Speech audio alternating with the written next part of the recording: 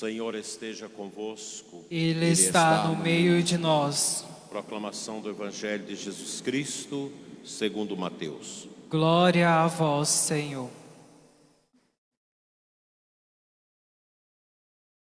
Ao saber que João tinha sido preso, Jesus voltou para a Galileia, deixou Nazaré e foi morar em Cafarnaum, que fica às margens do mar da Galileia, no território de Zabulon e Neftali, para se cumprir o que foi dito pelo profeta Isaías: terra de Zabulon, terra de Neftali, caminho do mar, região do outro lado do rio Jordão, Galileia dos pagãos.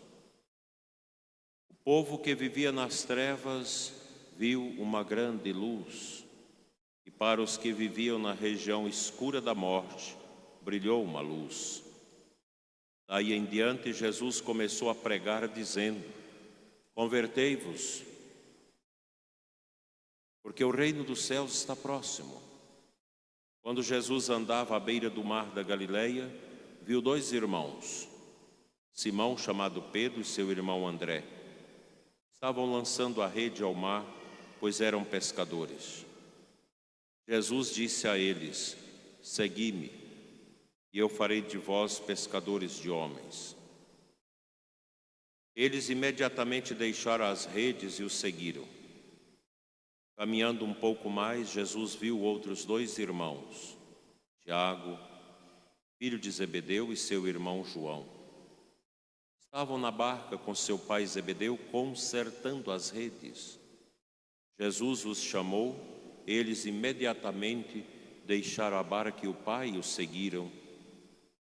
Jesus andava por toda a Galileia, ensinando em suas sinagogas, pregando o evangelho do reino e curando todo tipo de doença e enfermidade do povo. Palavra da salvação. Glória a vós, Senhor.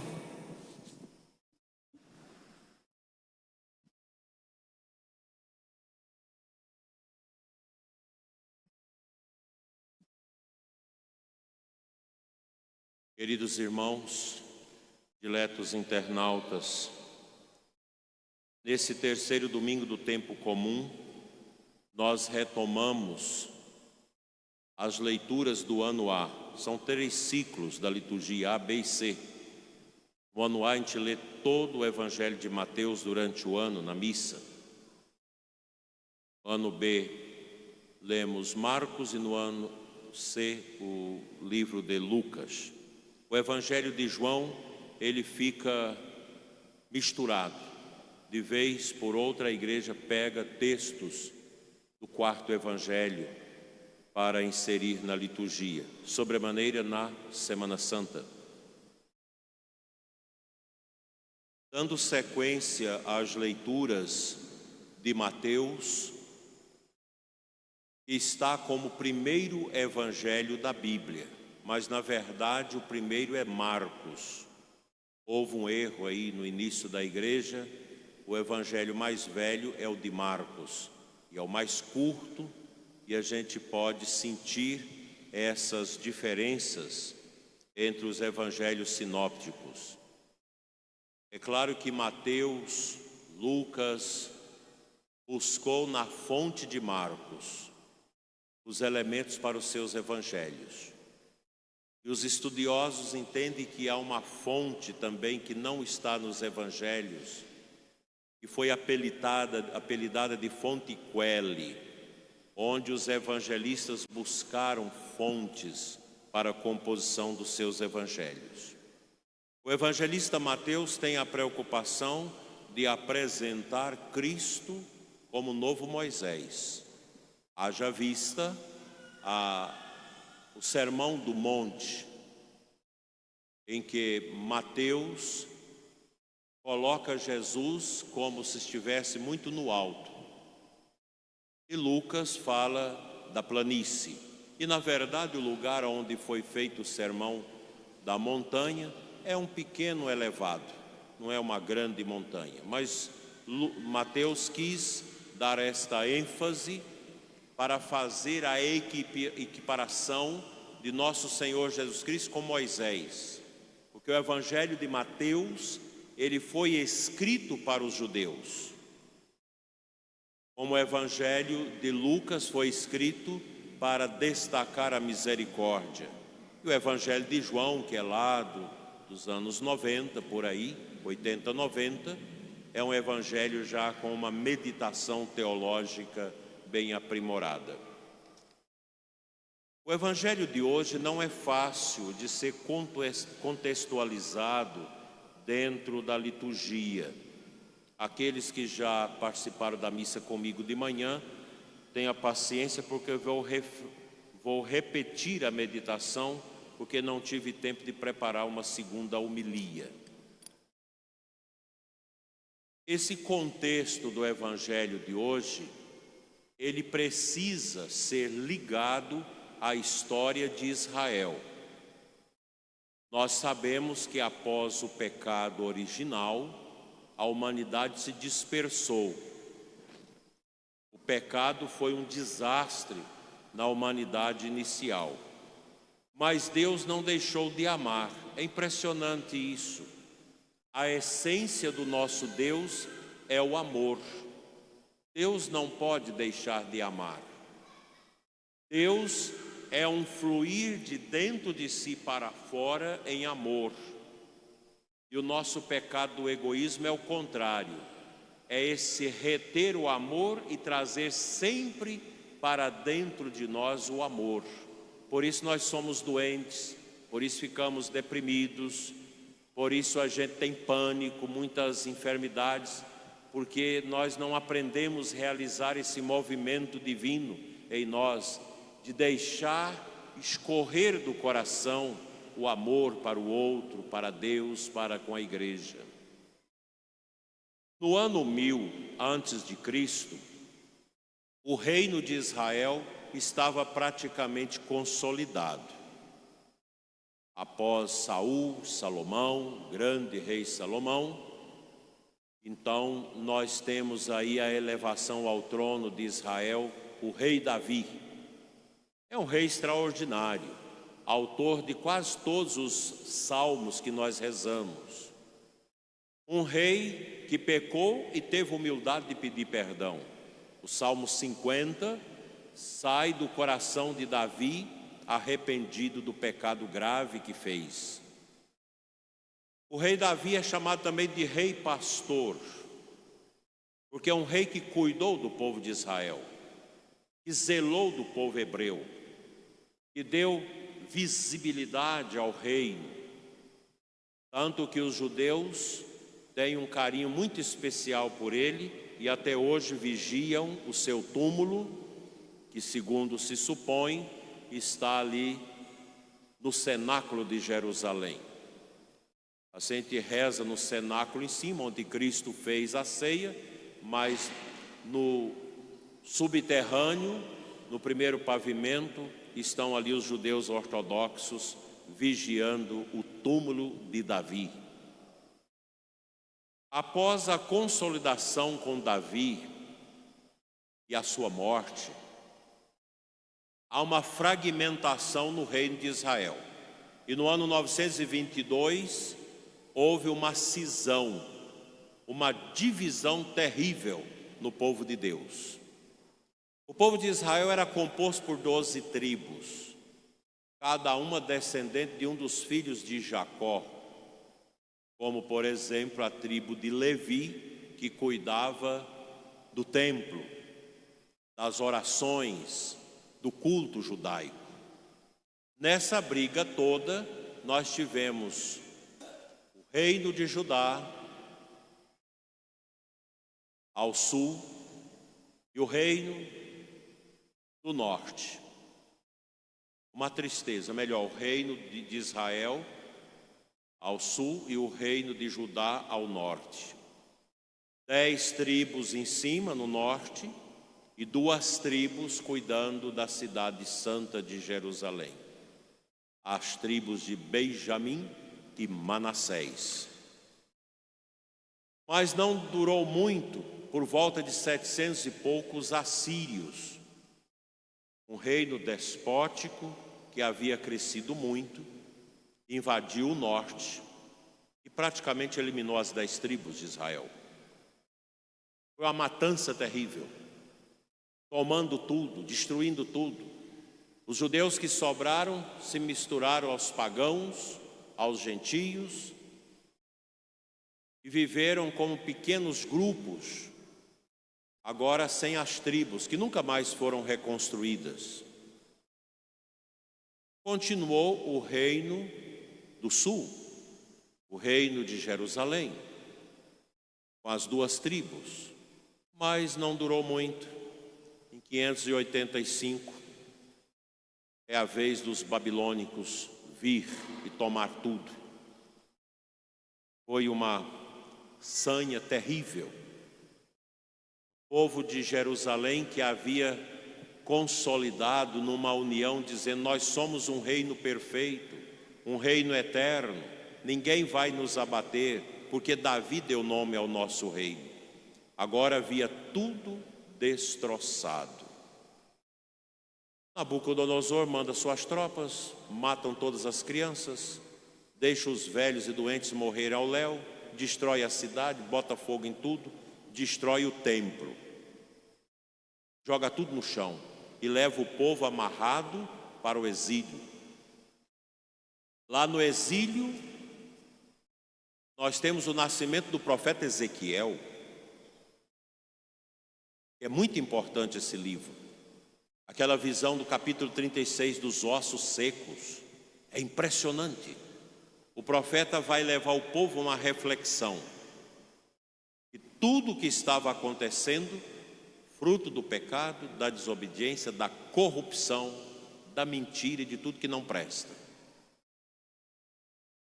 Mas quando Ciro, o rei persa, toma a Babilônia, que hoje é o Iraque, faz um edito e manda de volta o povo de Israel. E além do mais, foi um rei muito caridoso com Israel, as 2 tribos que restaram. Deu dinheiro para que eles reconstruíssem o templo e a cidade. Daí nós temos 2 salmos na Bíblia, ali no final do Saltério, um salmo que conta como as 2 tribos foram presas, como foi a tristeza e a dor de ter que ir ao exílio. E depois o salmo da volta. Parecíamos sonhar, diz o salmista, porque estão voltando agora para as ruínas de Jerusalém, onde chegaram, foram procurando, até achou o lugar do templo, e acharam os tubos com as palavras de Deus, e o sacerdote Esdras fica quase 10 dias lendo com o povo a Sagrada Escritura que eles tinham perdido para trás. Mas agora, o que Jesus tem a ver com isso? A destruição, a divisão dos reinos, a destruição das 10 tribos, o exílio das outras 2 tribos, as reconstruções, toda essa miséria. O que Jesus tem a ver com isso? O Evangelho diz que João tinha sido preso lá na Judeia. Herodes mandava ali, preso e morto. Então Jesus cai fora daquele lugar e volta para Galileia, onde ele vai ter o início do seu ministério público e o chamado dos apóstolos. Era um lugar mais tranquilo, não havia tanta convulsão política. Jesus vai à sua terra de Nazaré, onde tem a sinagoga até hoje, um pouco mais ampliada, onde ele anuncia o início do seu ministério, e eles quiseram matá-lo, ele foge e sobe um pouco até chegar a Cafarnaum, uma cidade linda. E hoje a gente visita as ruínas recuperadas, uma cidade toda de pedra, muito interessante. Ali havia duas tribos naquela região do norte. Jesus vai para o norte, no lugar onde tinha duas tribos, Zabulon e Neftali.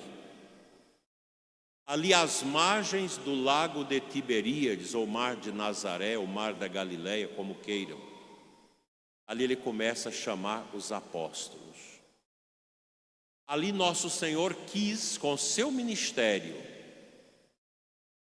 fazer um chulio, uma costura histórica, para resgatar o espírito das 12 tribos de Israel, chamando os 12 apóstolos. Os 12 apóstolos é agora a imagem do novo Israel. Ali Jesus está fundando a igreja. É ali que ele vai dizer a Pedro, que Pedro mora ali. A casa de Pedro está em Cafarnaum, 2 ruas abaixo da sinagoga, cujos vestígios estão lá maravilhosamente para a gente contemplar. Ali nosso Senhor chama os 12. No lugar de tormento onde as 10 tribos tinham sido dizimadas. Então ele começa a igreja ali. As 12 tribos substituídas agora pelos 12 apóstolos. O fundamento antigo é Jerusalém, o templo, destruído em 585 e depois, por volta do 2º século antes de Cristo, fora reconstruído por um Herodes muito vaidoso e criou um templo enorme. E Jesus diz: não vale nada esse templo. Não ficará pedra sobre pedra. E no ano 70 foi a vez dos romanos cercar Jerusalém, saquear Jerusalém e quebrar o templo. Destruiu tudo, cumprindo a profecia de Cristo. Porque Jesus diz: não há mais a necessidade do templo, porque os verdadeiros adoradores adorarão agora em espírito. Tanto que os nossos templos são importantes, nos ajuda a orar, mas nós temos que ser abertos a uma vida da igreja em espírito. E eu não tenho a menor dúvida, isso aqui e no mundo todo as igrejas não ficarão pedras sobre pedras, e não vai demorar muito. É o mundo todo criando uma conspiração contra a fé, contra o evangelho, contra o judaísmo e o cristianismo, a nova ordem mundial, comacunada com o mundo islâmico, com o grande capital perverso e o comunismo chinês e companhia. Não ficarão pedras sobre pedras. Mas eu retorno ao que o meu avô ensinava para mim, menino, e os meus primos, na fazenda onde toda a família morava. O vovô, dando catequese para nós, pegava a linha do carretel e espichava. Veja essa linha, meus filhos. Isso é a igreja. Ela vai espichar, ficar fininha, como uma linha de carretel, mas não arrebentará. Porque o Israel estabelecido por Cristo é forte. Porque o Israel de Davi é um Israel político, é um reino humano, sociológico. O reino de nosso Senhor Jesus Cristo, não. Ele é espiritual. Ele não tem as suas estruturas garradas nesse mundo. Porque o reino de Cristo, fundamentado sobre os 12 apóstolos, e vocês podem ver que nós temos 6 colunas daqui, 6 daqui na catedral, para lembrar o fundamento da igreja sobre os apóstolos. O reino de Cristo não é deste mundo. E quando eu sou batizado, quando eu sou levado à pia batismal, que eu recebo o batismo, eu me torno cidadão do reino, cidadão do céu, da nova Jerusalém, não deste mundo. O cristão não pertence a esse mundo. Estamos no mundo, mas não somos do mundo. Capítulo 17 de João, oração sacerdotal de Jesus, que ele fala isso. Por isso que a igreja nunca temeu as perseguições. Nós tivemos época no início do cristianismo que não ficou um lugar de missa. Tudo foi destruído. Como agora na China estão perseguindo a igreja verdadeira, clandestina, praticamente não tem mais igrejas. Mas os bispos estão lá, escondidos no meio do povo, celebrando missa clandestina. Tem bispo, irmão nossos bispos lá que trabalham de gari, ninguém sabe que é bispo, mas está trabalhando de gari, para manter a fé. Tudo cai. O império chinês vai cair. Tudo. Todos os impérios humanos caem, porque eles são alcoviados em cima do orgulho humano. E todos esses massacres que Israel viveu, que a igreja viveu ao longo dos tempos, sobretudo na Revolução Francesa, de 1789 a 1814, em que queimaram nossas igrejas, mataram os monges, as monjas, prenderam o Papa. Tudo isso vai acontecer. O final desse mundo não será um final simples, mas o resgate da dignidade humana sempre foi feita pela igreja. Quando tudo vira lama, aí a igreja é a resposta. Eu creio que daqui a 100, 120 anos, a igreja, o restinho que sobrar, no meio da escuridão, da miséria humana, ela será a resposta. E nesse caminho, o que nós devemos fazer? Aprofundar a nossa fé, manter a fidelidade. Os judeus esparramados no meio dos pagãos restinhos mantiveram a sua fidelidade. Imagina, quase mais de 2000 anos de sofrimento e perseguição. Só em 1948, dentro das conturbações da Segunda Guerra, que restauraram o Estado judeu e os judeus puderam voltar à sua pátria. Nunca perderam a fé em Deus.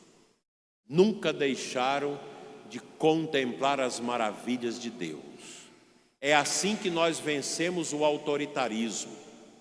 Pode levantar qualquer autoritarismo no mundo, porque os governos autoritários, eles são parasitários, eles sugam as nações, tiram a liberdade do povo, destrói as riquezas, destrói a liberdade das pessoas, impõe a falsa cultura, roubam, defraudam, oprimem, matam, cerceia tudo das pessoas. Mas tudo passa. Nenhum reino humano sobrevive. Vocês imaginam o Império de Roma? Eu sou fascinado pela história do Império de Roma. A gente pode ver isso nos filmes que tem. O império mais poderoso que o mundo conheceu. E os imperadores diziam, onde alcançar a minha visão, pertence ao império. Se tiver alguém lá diferente, toma, aprisiona, traz como escravo, saqueia. Acabou com os cristãos de Roma, matou Jesus. Onde está o Império de Roma? A gente vai em Roma e vê aquelas maravilhas das ruínas, e a gente pensa, como foi isso? A soberba traiu isso. O orgulho convoca a destruição. Portanto, meus irmãos, a palavra de Jesus é para nós hoje, não tenhais medo. Nós somos cristãos e nós não somos filhos do medo. O medo não faz parte de quem é batizado. Ah, mas se eu perder o que eu tenho, não tenhais medo. Una-se na oração. Confia, porque todas as orações que nós fazemos, que o povo faz, não é jogada fora. Fica no coração de Deus, para no momento certo, tudo ser derramado. Veja o mistério de Jesus, os 12. A nova Jerusalém, o novo povo de Deus, a Santa Igreja, batizada no sangue da cruz, ela é a nossa esperança. E veja o que Jesus fala no Evangelho de hoje: convertei-vos, porque o reino de Deus está próximo. Quando vai ser a volta de Cristo? Nós não sabemos. Se for daqui a 100 anos, 1000 anos, 2000 anos, está próximo. Porque o tempo para Deus é muito pequeno. Daí a igreja do Senhor, os cristãos, os batizados, ter esta consciência: nós somos a comunidade dos salvos, segundo a leitura de hoje. Nós somos a nova Jerusalém, sob o comando e a fortaleza dos 12 apóstolos que Jesus escolheu. Nós não somos nem de Paulo, nem de Apolo, nem de Cefas, nem de ninguém. Nós somos de Cristo. Nós temos o altar e o crucifixo que lembram a centralidade de Cristo na nossa vida. É esse caminho que nós vamos seguir. É nesse caminho que nós estamos. E nesses tempos conturbados, esquisitos, tempos que agora, que lei nós temos? Que liberdade? Ninguém tem. Isso está se impondo no mundo todo. Mas uma coisa ninguém pode tirar de dentro de nós: a nossa fé. Por isso que Nero César, quando ia nas tardes romanas assistir os martírios coletivos dos cristãos, ele se ira. O que que eles estão falando? O que que eles estão cantando? Por que que eles não estão chorando? Aperte mais, queima-os para ver se eles choram. E os cristãos cantavam salmos, morrendo e cantando salmo.